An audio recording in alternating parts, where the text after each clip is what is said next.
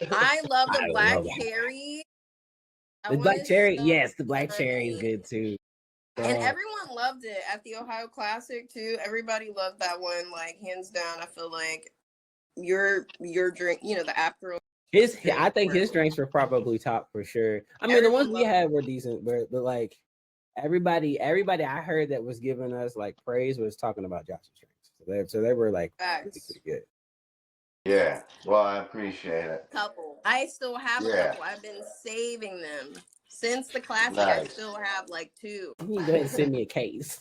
We'll They probably have something for you. On that note, I'm opening. I guess I was gonna clap, but that's a great opening. Welcome to Ohio TV, guys. What's cracking? We are back today, and we got our man Josh back. How you doing, bro? I'm blessed, man. Thank you, Will. Thank you. Appreciate you, man. Bree, yes. I'm gonna go ahead and let you take it over. All right. Yes, of course. Thank you. Well, welcome back to the OH-HighYo podcast where real stories meet real impact in the cannabis community. Today's episode is one we didn't plan, but one we had to have. Just days ago, Governor DeWine issued an executive order banning the sale of intoxicating hemp products in Ohio. We wanted to sit down with someone on the front lines of this, not a politician, not a pundit, not a grower, educator.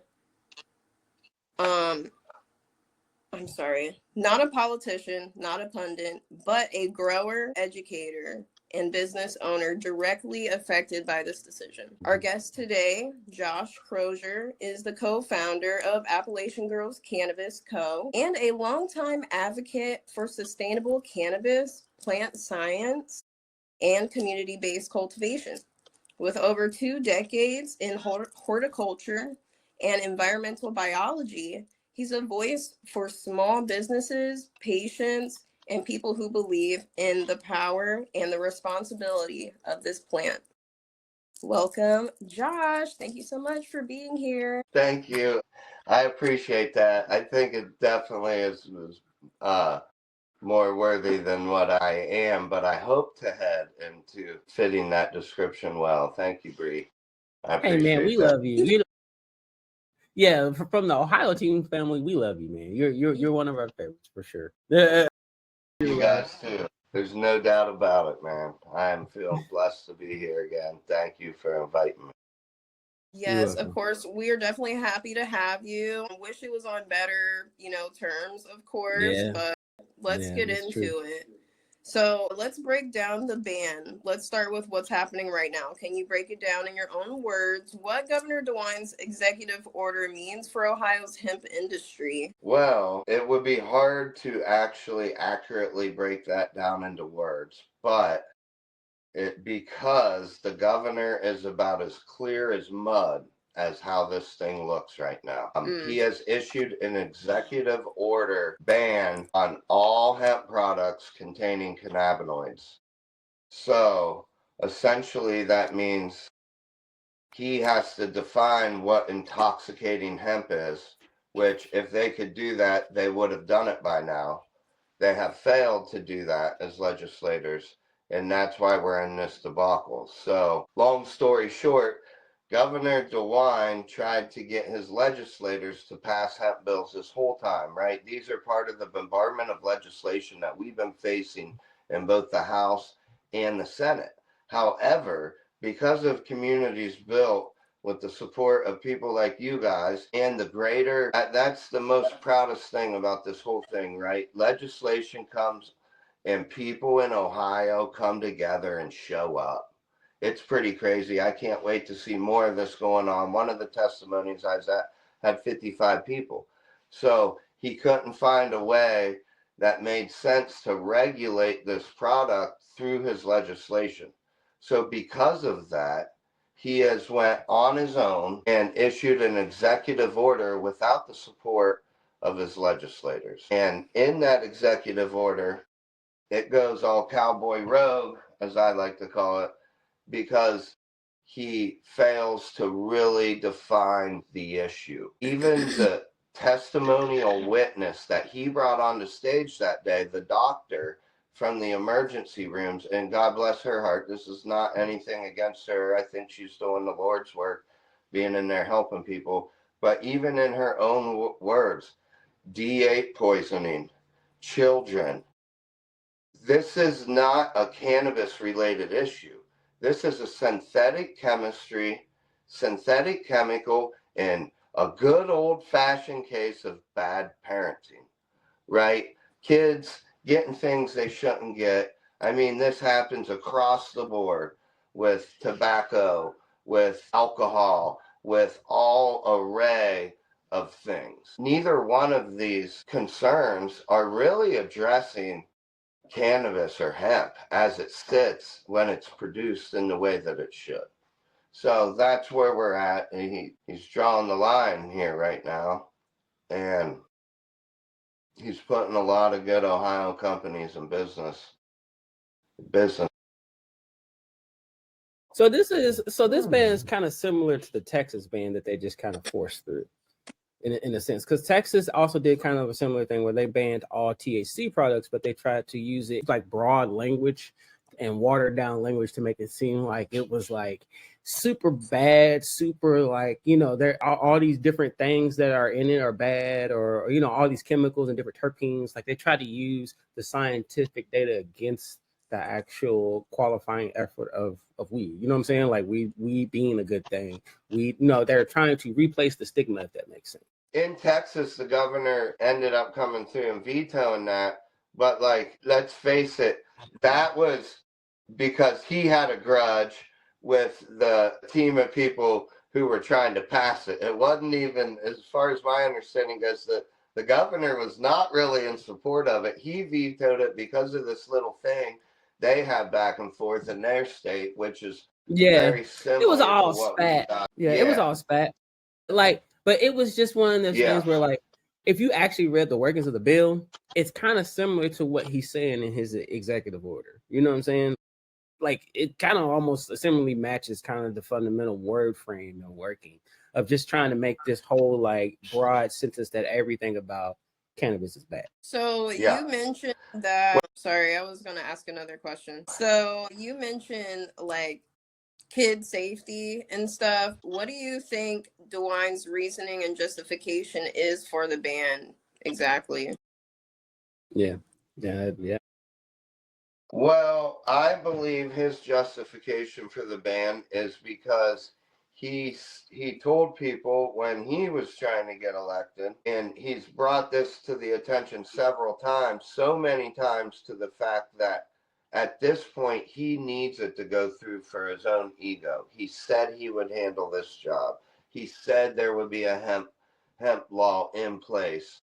And now he's pushing his legislators to make that happen, or trying to, and he's failed. So he's doing the best way he can to get it in order, right? They came up with the new docket or whatever, and he noticed that the hemp bill was not being addressed on there. And that's when he was like, okay, I told you guys we need to have this addressed. You guys will be concerned with getting reelected, not pushing this hemp bill if it goes into the new year. So I think part of that question is just his own political and personal ambitions. Now what he's really doing is masking this under an issue that also doesn't look good for him, right? Think about the whole concept of what he's doing. You go into these vape stores and you get a trolley package, and on that package it says 700 milligrams of THC, but it only, even on its own package, says the net weight is 20 grams. So when you convert this, it is way over the 3. There's no denying it's over. It's not only over 0.3%, it isn't even lying about being over that 0.3%. This is a question of bootleg consumer goods in America. If you have a guy at the gas station or the 7-Eleven in your town selling, Conway Twitter or 50-cent bootleg CDs, you don't ban all CDs in the state because people are selling bootleg CDs. If somebody has some fake Nikes out on the street, you don't ban shirts. It's absolutely absurd. I tell you what, see here, I'm getting my blood boiling again just thinking about it. Sorry. Oh, definitely don't want to get your. Yeah. Let's keep it kosher. Take a breath. Take a breath. Take a breath. deep No, breath. I know. It is frustrating though. Like I said, I can see it being frustrating. Like, how are you just gonna automatically assume that everything is bad out of the blue? If that makes sense, you know what I'm saying? Like, that's just kind of where we're at right now, and it just doesn't make any sense. Okay, so what do you think is DeWine's reasoning and justification for this ban? Well, he's toting his reason around as child safety. And while that is a very good concern, we agree with that. That's the whole thing, is that we actually agree that these packaging, these products that are on the shelf that are getting the bad rap should not be on the shelf. So I believe he's really doing it as from a child safety perspective. And I think he's looking at it, obviously, they're always looking at it from a tax perspective. Oh, They yeah, want to shove it, they want to use shoving it into a dispensary as a solution for this. But ultimately, I think his reasoning is just because he told people he would do it, he would be handling the hemp issue. And I think he wants his name attached to that before he leaves office. So deeper down, that seems to be the real issue here, because he's got two legislative bodies that, he needs to put them, they need to be going to work a little better. The plans they've been coming up with just haven't been suitable. So hopefully this round there's something we can hop behind. Okay, so when you first heard about this emergency order or executive order, what was your reaction as both a cultivator and business owner? Well, my immediate reaction was, oh, we've already been here before, right? Like every time a new Senate bill or a House bill comes out, we're like, oh man, and we're starting to get used to the frantic. But I know so little about politics that I didn't actually realize how serious or what an executive order really meant. Mm-hmm. And then I heard about it, and within a day, he was up there talking about it and bringing his witnesses to the stand. So it all happened very quickly, and then now the ban will be out within 1 week of him announcing it. So that only left 1 week for people like me, cultivators or business owners, retail shops, liquor stores, grocery stores, less than 1 week to get rid of their inventory, which most of them will drastically fail at that. So there's millions of dollars in purchased inventory that is most likely going to be embargoed by the state on Tuesday. They have plans, so I hear. They didn't only deputize the health department in each county, which will go around from store to store to collect stuff, but they also brought the Ohio Department of Agriculture. Both of these departments have been given unlimited overtime to go around from store to store and to manufacture. They're coming to embargo our stuff, or what's left of it, on Tuesday.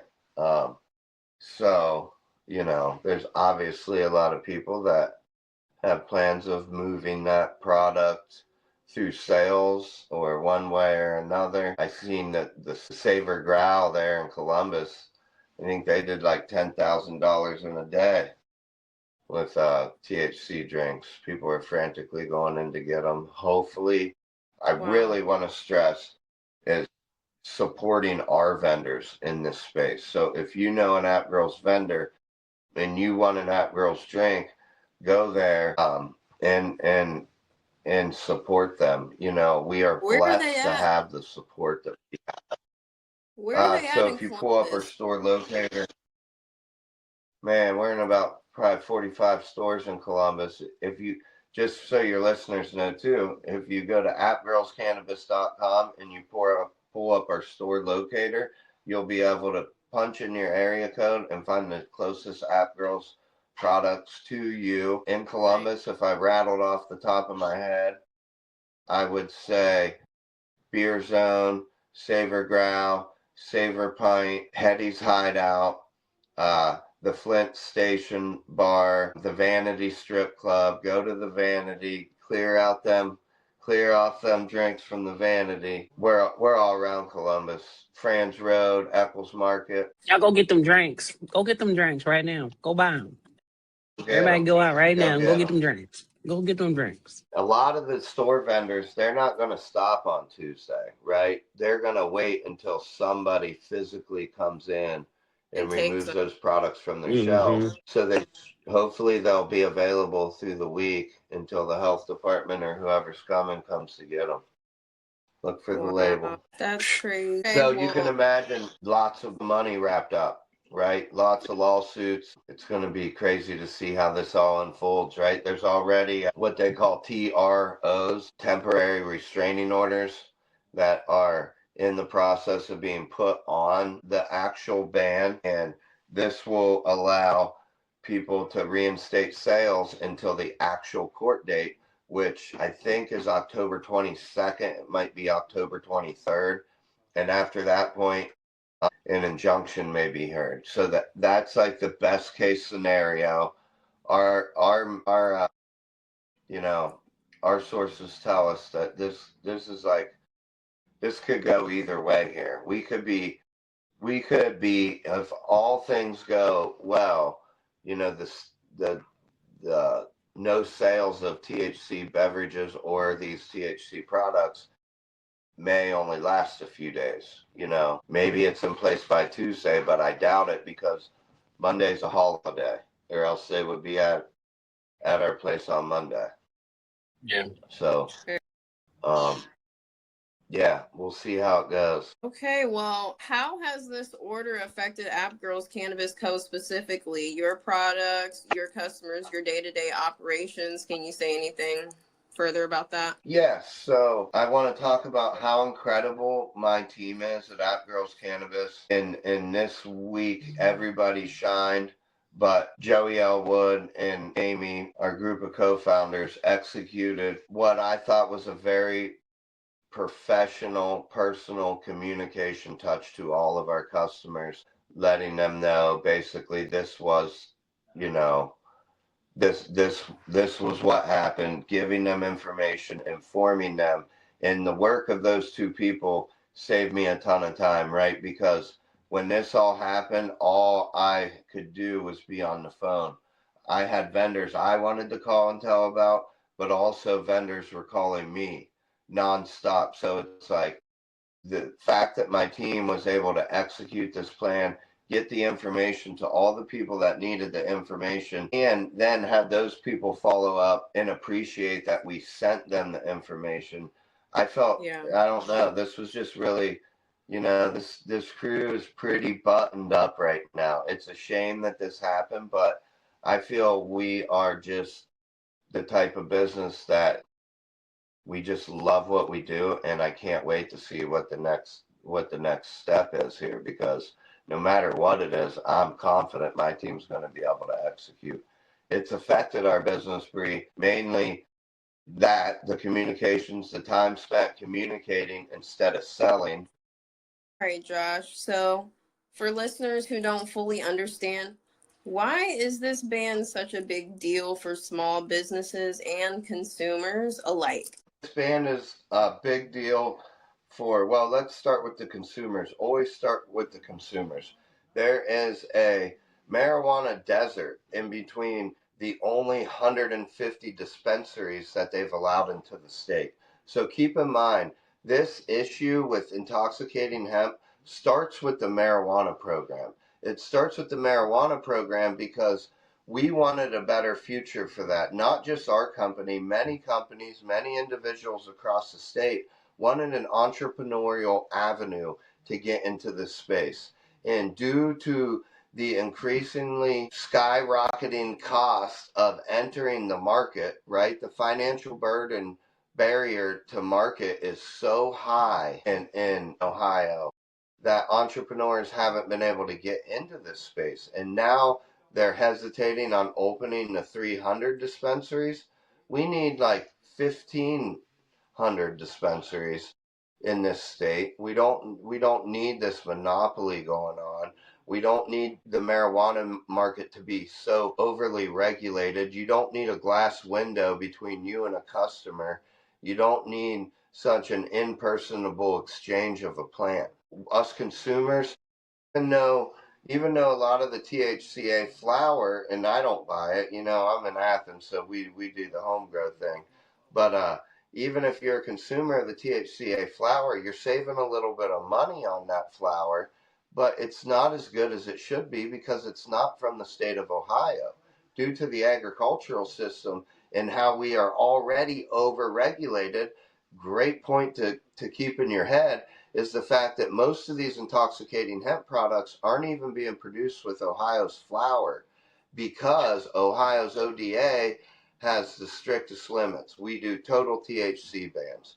So that's how it affects the consumer. They need to go further for their product. They need to be over-regulated and overtaxed. How does it affect us businesses? It affects us businesses because we're no longer able to navigate in the space at all, right? So if you can't do business, it ain't great.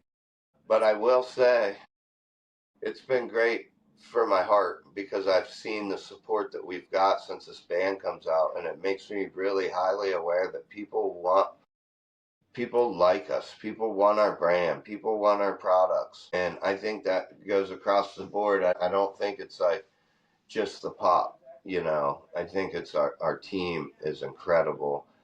What we represent at App Girls, I think is says it all, right? So I'm a avid voter of Athens. Like, I love the city of Athens. I love you guys. Like, if there's a favorite city to go to do any interviews, I love going to that place and that place alone because it's just a special culture. That's why I said it's very. I hold you guys in high regard. So, like, y'all are my favorite. I guess if I have to say that, if I have to pick a favorite, Athens is like my favorite city to go to anytime we have to do interviews, for sure. well, I'm flattered. That is, I love hearing that. That's what we want to connect with people. We're not just some brand that bought 3 dispensaries here that started in California, Colorado, and wherever else, coming and invading the space. Like, we need a spot carved out for our native people here that have been doing this in the culture for a very long time. And it seems like every move that's made by legislation is to cut us out. And then they act like it's due to education. Really, something else I'm very proud to be around Athens about is we lead the space in education too. So it's like with the museum being there and all the resources, it's like if DeWine wants to talk education, importance of education, well, if there's a place to learn about hemp and cannabis, You can come talk to y'all.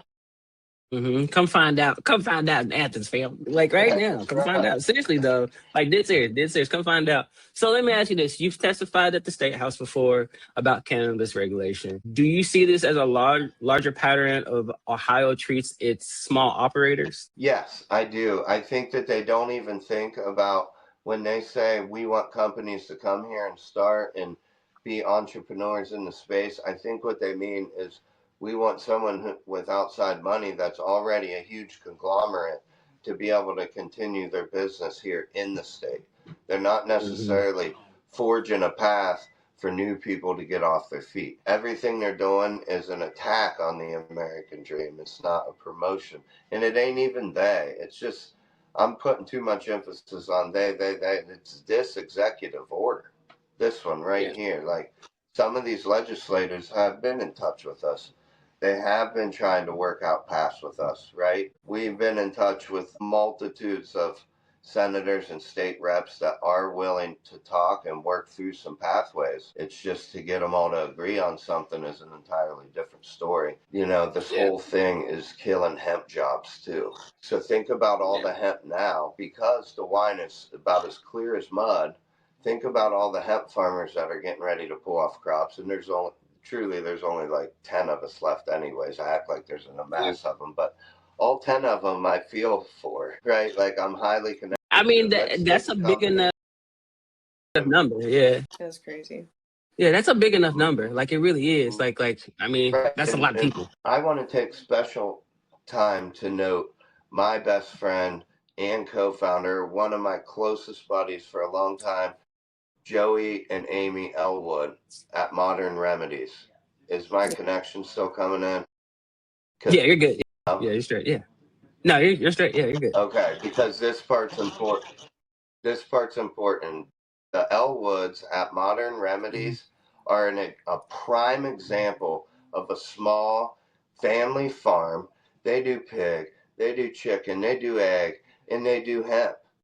And the hemp's a big part of their process. This bill with Governor DeWine just doesn't stop hemp companies. It stops family farms and agricultural opportunity in the state to make a living off these family farms. That couple is a prime example of somebody who's doing it right, from sowing the seed to the harvest of the seed to the processing of the seed and on to the final product. All of their products, including their pet tinctures, will be banned as of Tuesday. So you said once the only thing worse than corporate greed is corporate weed.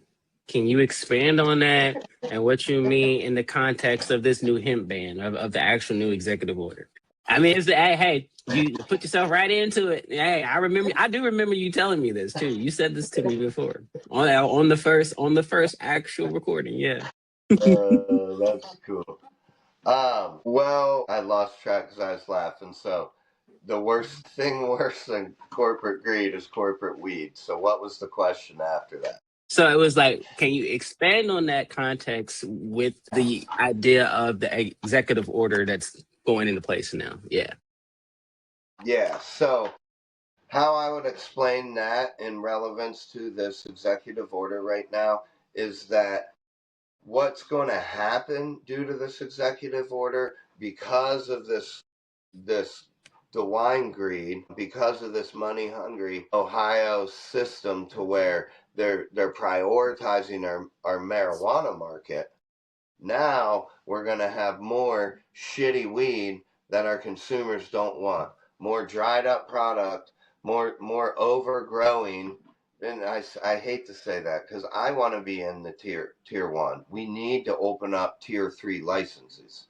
Tier 3 licenses would solve this issue, because craft people would actually be able to get the essence, get the organoleptic compounds, that smell, that taste, the aromas of that, right? Getting that to the consumer is of the most priority to me. And where am I now? I'm producing pop. And why am I producing pop instead of high-end cannabis flower? Because the marijuana, the corporate greed inside the whole system in Ohio has made it to where people like me and people like our Athens and Meigs County farmers can't get into that market. Therefore, the consumers are hurt as well, because a lot of them don't even really know what really good, funky, stanky, crisp, loud, they don't even know. They think they They know, don't but know they that have no funk. They don't know no none of that funk. idea. I hear you. I hear you. Okay. It's So from it's us, unbelievable. Sorry. yeah. I'm Hey, no, you're straight. No, I know. I was great to say. I know. Yeah. When I was there in Athens, I know some good stuff. Yeah, y'all treated me to a good time. From a sustainability point, and an environmental science standpoint, how does this order contradict or harm the progress being made towards regulated or responsible industry, or building that? Well, it might build a responsible industry, but that industry isn't going to be what we want it to be, how the consumers reflect it to be. It It's wouldn't reflect not the will of Ohio. Is that what you're saying? Like, it right. wouldn't reflect the will of Ohio. Yeah. And it depends on your definition of sustainability too, because Mm-hmm. sustainability to me has 3 pillars: the social, the economic, and community. Wait, I'm missing one. I think I got 2 seconds. But either way, the impact is that building community. What I think is sustainability is building that community from within, by keeping Mm-hmm. your money in that community, and by improving that internal structure in order to help be able to affect things positively outside that community as well. So is it sustainable? that we have a nationally run THC beverage, the Bud Light of beverage, come in and take over our shelf space? Or is it sustainable when a small entrepreneur that is chasing in that direction is able to represent their products on the shelf? And I'm not just talking me, I'm talking, we see thousands of THC beverages right now, but it ain't going to be like that forever. Like Right. they're going to get all bought out by the same person. And is that, I don't know what is sustainable. Nothing's fully sustainable. The only thing we could be is either less sustainable or more sustainable. And I think choosing to be more sustainable is supporting the craft culture, the essence of bringing the consumer what they actually want, and not just something that they need to sell to 1 billion consumers at a time. That, and that's what I said. It's important. Like I said, Kentucky here in our craft culture, as far as bourbon, that has made the state. Like most people come to Kentucky because of the crafting and how we present our industry of like how we do liquor. So like I 100% stand behind you on that. Like it should be where like craft brands should be able to represent like how they do their things from a homegrown perspective, if that makes sense. Because it really is like here I am, I'm representing my state. It's homegrown. We're selling to show that this product can come from the state. So like I feel that. I do. On that, what does that mean for consumers who rely on hemp derived products, and not just for recreation but for wellness and relief? Do you really need your moisturizer to be taxed 30%?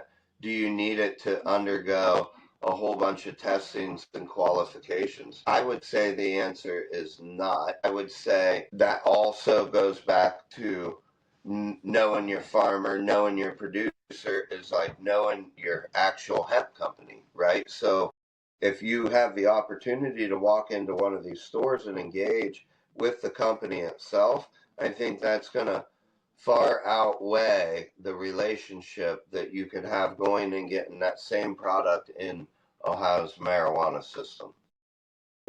I don't know if that answers your question. I think that actually answers it right on the head. So let me ask you this: if you could speak directly to Governor DeWine or the Ohio legislator, what would your message be right now? My message would be to him, I've thought about this too. Say I only had 15 seconds to get his attention. I would say exactly what I said in the beginning.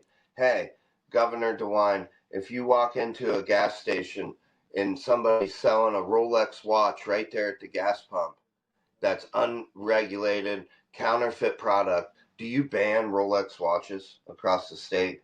So why would you be banning hemp products on the behalf of counterfeit hemp products? Those products do need to stop, but none of them are regulated. Those aren't what we're doing. We are regulated. We have compliance from that field that it was grown in, through the processor, through the manufacturer, and through our educational system, right? Like, let's talk, Governor DeWine. Let's talk. You want to talk about education and keeping college educated people here. You need to support our hemp companies here in Ohio, and you need to support our cannabis program inside of Ohio. If you think things need to change and education is your priority, why aren't we seeing you more involved here at Hawking College with our cannabis program? That's what I would say. So what steps and businesses can advocates take right now or push back? Like, how can they get involved right now to fight what's going on? I'm not sure if he's changed it by now, but I released that on my IG reels. I can't remember it right off the hand. Or you can actually go to the governor's page that the state house and fill out their form to submit an email. It's one of those automated ones, which is fine. I had all of my students. So this week I dropped the final and I replaced the final exam for cannabis regulation and compliance with an email and a call to DeWine. So I know my students have done their work, and I feel like we've had an influence online with that too. I think DeWine, we've had several comments of how they've used the number, how they called him, how they let him know how he felt. So I think that would be a big help. But also just identify, just as a person, understanding what the real issue is so that you can communicate with other people what the real issue is. This is not a cannabis issue. And I'll recircle back to it. This is a bootleg chemical, a bad parenting, and a bootleg product issue. None of these as it relates to cannabis itself. Got you. So how can the average Ohioan support these companies like yours right now? You can buy our stuff. Go to the Buy this neat stores. stuff. We got merch, we got t-shirts, we got hats, but really none of that's nearly as important right now. It's just staying in touch with us and engaging, letting us know how you feel through the comments, through the platforms, so that when we get back at it, we know who you are and we know that you like us, and we can talk about business once all this stuff clears up. I will be at the town hall meeting. You can support things like that by showing up to some of my public stuff, and because where I'm at is usually where there's some influence at least to be had at the state house. So I think it's in Bexley, Columbus, coming up here soon, showing up to that, engaging. But not only that, write in your state representatives and your senators. And we don't care if you use our name. Let them know, hey, like there are example companies out there like Modern Remedies. Joey and Amy Elwood out at Modern Remedies and App Girls Cannabis. And you want to talk about compliance, what about 420 beverages, right? That was there are manufacturers of the drink. They're one of the main people listed on this sue, right? Like there's three big organizations suing right now. I know you guys know that. Maybe I should have filled you in on that. But Titan Logistics Group is one of them. That man's got his compliance down to the T. If you want to talk about compliance, and that's what I tell my students, like, here's what compliance looks like. We over-regulate ourselves because we've been to the state house to try to push for stronger laws on age gating, to try to push against children marketing, but we've had no success and barely any say at the table. They just don't listen to us, apparently, but I think we got their ear a little bit right now, so I can't wait until testimony season again. So what you saying that, do you think this is a turning point? Do you think this is something that finally unites everybody in the actual communities? Well, it's going to have to on the hemp. We're going to have to find something that works on the hemp because, I'm going to have to find a way to agree to something because I want my products out there and not on an executive ban. But when I'm looking over this legislation, everything that's still on the docket, 56, 160, 86, the best thing I see out there is House Bill 198 right now. House Bill 198 doesn't look too bad. I think it understands the problem, and I think it sets up a nice framework similar to what we're already doing. So it doesn't really change much for us on 198. It just makes it so, other products in the state get under the same umbrella that we're all under. Yeah. So we'll see how that progresses. There it is. Welcome to the Hempers house. She Thank you found so it. much for being here today, Josh.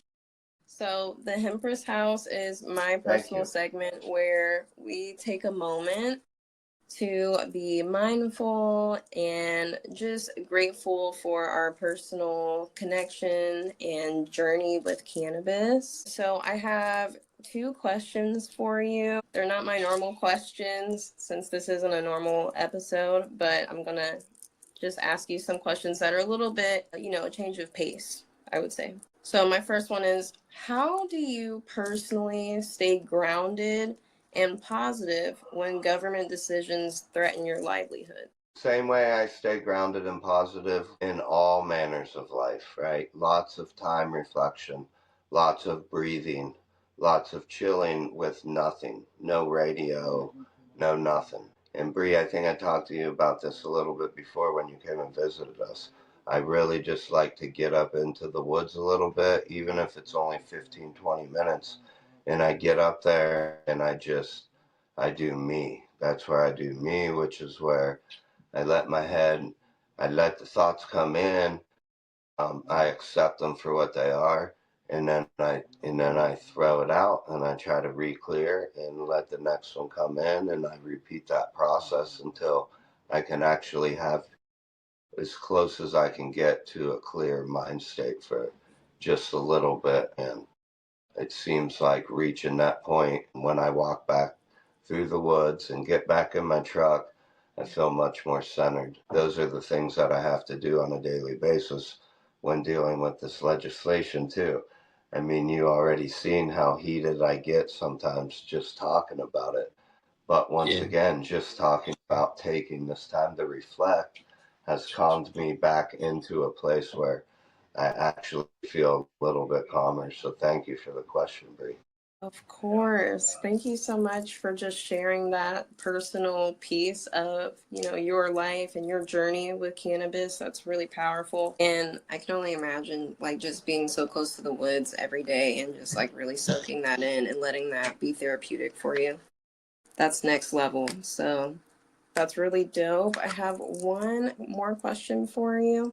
What keeps you motivated to keep fighting for what's right when it feels like the system keeps pushing back? My daughter, my offspring, right? That's who motivates me to do a lot of this because I want her to grow up knowing that she can fight, fight, fight, get kicked down, fight, fight, fight, get kicked down, back up, fight, fight, fight. I want her to understand that this is a normal, this is what you got to do.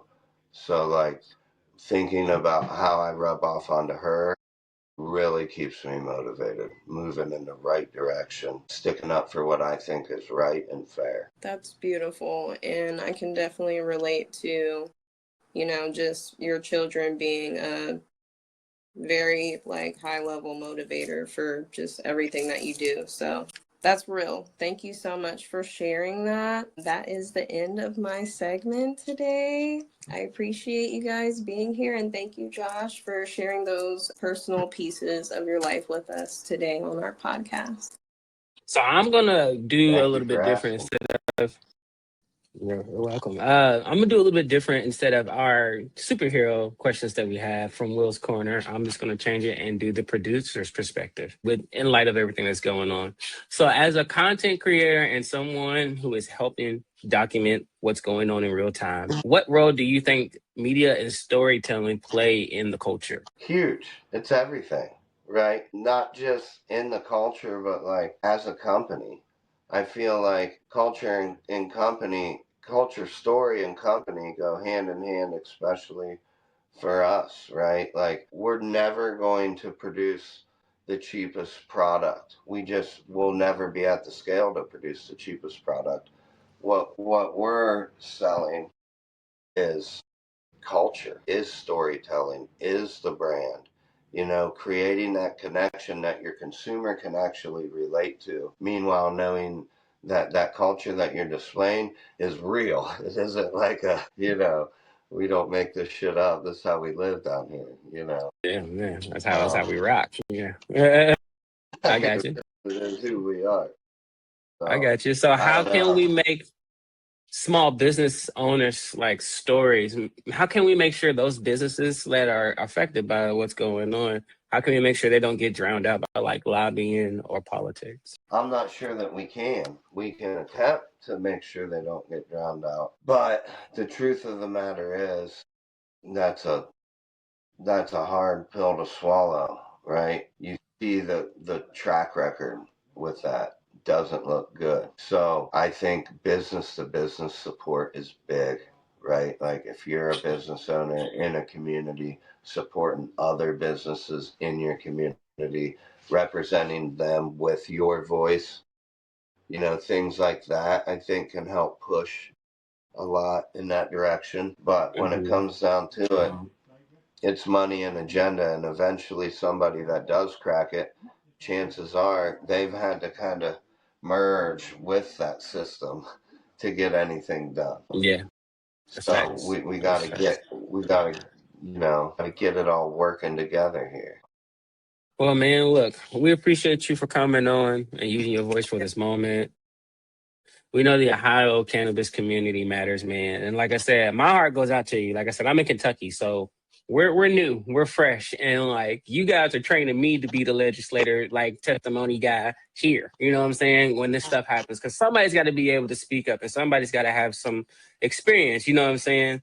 So like that's kind of how I feel. Like sometimes I wish I could go up there and speak in testimony for myself because I work in the media. You know, in the media, in a perspective that I get to visit all these heads. I get to see all these people working and these communities growing, and it is a positive thing. So I could speak from that if I could speak. You know what I'm saying? But I got to make sure I get ready for my state too. So I really do appreciate you, man. You guys do a lot of work, and like I said, I'm super proud of you guys, and I hope you guys keep up the fight and keep it going, man.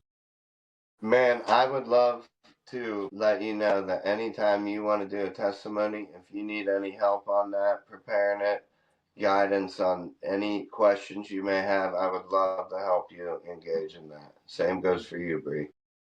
Appreciate you. Thank you. Yeah, for sure. Okay, well, can I do the producer shout out? Go ahead, girl. Do it. You got it. This episode was produced by Anthony Gaines of Gaines Media Company, continuing the mission to change the narrative through real conversation, culture, and community, because conversation can save a nation. That is our number one rule from Gaines Media Company, and that's how we do it. Conversation does really save the nation. All right. That little It's beautiful, ain't it? It's beautiful, but it is. I mean, think about it. Think about it. Like sometimes we just have to sit down and have the hard conversations. You know what I'm saying? To get common ground. Like you're not gonna get anywhere if you don't have these hard conversations to get to common ground. You know what I'm saying? And for me, like I said, taking from my perspective, I've had a lot of conversations with folks where I had to just find common ground to be able to start working towards actually building a relationship in a way that's beneficial for both of us. You know what I'm saying? So like that's part of it. I'm glad that we do this. Yes, and thank you so much for coming on our show and taking time out, out of your busy schedule with all of these things happening right now. So, yep, we appreciate you, Josh, man. Yeah, thank you guys for having me on. Stay posted to our socials. I want your guys' audience to stay posted. We'll have some stuff on there. We'll keep people as up to date as we can on what's going on. Yeah, y'all lock in. All right, we see y'all. Have a good one.